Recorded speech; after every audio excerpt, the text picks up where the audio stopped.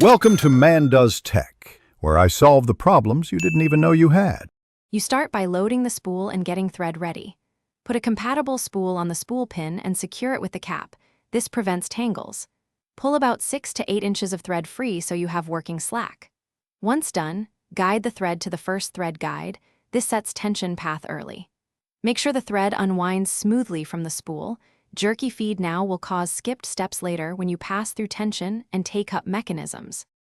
Now thread through the tension path shown by the machine's numbers. Lead the thread down into the tension discs so it seats cleanly. This controls stitch tightness.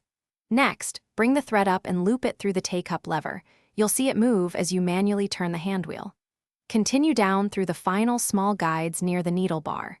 Keep the thread lightly taut while you move to the needle so the thread will feed smoothly during stitching. Finish by threading the needle from front to back. This ensures correct entry angle into the eye. Lower the presser foot and manually turn the handwheel toward you until the needle lifts the bobbin thread. Pull both threads to the rear under the presser foot. Once positioned, lower the presser foot and sew a short test line on scrap fabric. If stitches loop or pucker, adjust top tensions slightly and retest. Troubleshooting tip: if thread keeps breaking, recheck threading path, needle condition, and that the spool cap is secure. Thanks for watching. If you found this helpful, don't forget to like and subscribe.